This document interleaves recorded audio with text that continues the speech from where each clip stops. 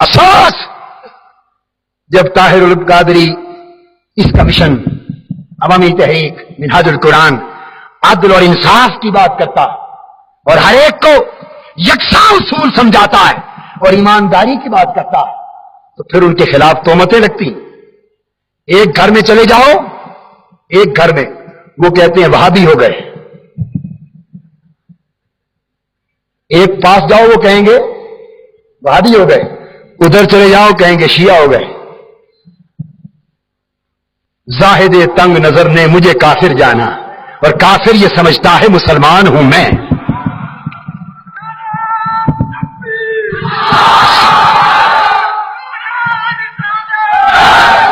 ہمارا درد ہم نے بریلویت کریے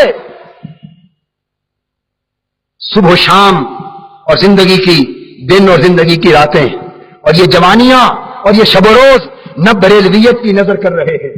نہ دیوبندیت کی نظر کر رہے ہیں، نہ وہابیت کی نظر کر رہے ہیں، نہ اہل حدیثیت کی نظر کر رہے ہیں، نہ شیعیت کی نظر کر رہے ہیں۔ ارے یہ دھندے تمہیں مبارک، ہمیں تو فکر یہ ہے کہ مصطفیٰ کی امت سمجھ جائے، آقا کا دین اٹھ جائے، حضور کا دین زندہ ہو جائے، اسلام کا جھنڈا بلند ہو جائے، میرے آقا کی امت ایک جسم بن جائے، ایک جان بن جائے۔ رہ گیا میرا مسلک، مجھے میرے مسلک کے بیان اظہار میں کوئی خطہ نہیں۔ میں اہل سنت والجماعت حنفی المذہب ہوں، حضور غوث پاک اور اولیاء کرام کے در کا گدا ہوں، فقراء کے دروں کا جھاڑو دینے والا ہوں، اور سب سے بڑھ کر آقا دو جہاں کے گلیوں کا ادنا سے کتے کے تلوے چومنے والا۔ میرا تو مشرب یہ فقط یہ کہتا ہوں کہ لوگوں یہ وقت کب آئے گا جب تم فرقہ واریت کی جنگ سے نکل کر ذرا وسیع پیمانے پر آقا کی پوری امت کی سوچ رکھنے والے بن جاؤ گے؟ یہ وقت کب آئے گا جب تمہاری نظر ان جھگڑوں سے اٹھ کر پورے اسلام کو بلند کرنے کی طرف اٹھے گی؟ آؤ، دین کے دشمن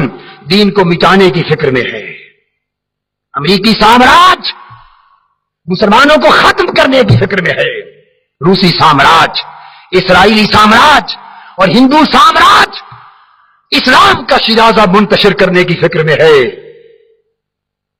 اور تم ابھی بھی سمجھنے اور ہوش کرنے کا نام نہیں لے رہے۔ ہمارا پیغام تو فقط یہ ہے بھئی، تم سنی بھی ہو، تم شیعہ بھی ہو، تم بریلوی بھی ہو، دیوبندی بھی ہو، اہل حدیث بھی ہو، بھئی سب کچھ رہو اور سب کچھ رہنا تمہیں نصیب، مگر ہم یہ نہیں روکتے کہ یہ نہ بنو،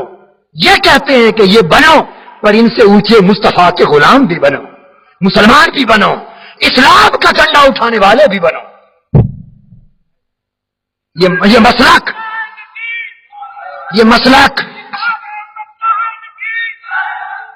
مسلک ندیاں ہیں، نالے ہیں،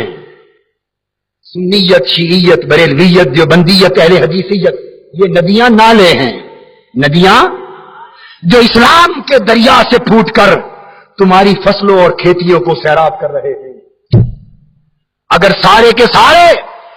انہی ندیوں، نالوں اور نہروں کی حفاظت میں لگ گئے اور دریا کی فکر سب نے چھوڑ دی تو نادانو، اگر دریا ہی خشک ہو گیا تو تمہاری کھیتیوں کا پانی کہاں سے آئے گا؟ ہمارا فکر فقط یہ ہے، ہم تمہیں ندیوں، نالوں اور نہروں کی تقسیم سے نہیں روکتے، اس سے نہیں روکتے، فقط اتنا کہتے ہیں کہ کچھ اس دریا کا بھی خیال کرو جس اسلام کے سبب ہم سب کچھ ہے، جس اسلام کے سبب ہم سب کچھ ہیں۔ تو میں عرض کر رہا تھا کہ اسلام کا تحفظ اس بات کا متقاضی، دین کا تحفظ اس بات کا متقاضی ہے کہ اس ملک سے شان رسالت مآب، شان صحابہ اور شان اہل بیت کی گستاخی کے تصور کو کلیتاً ختم کر دیا جائے۔ ادب و احترام۔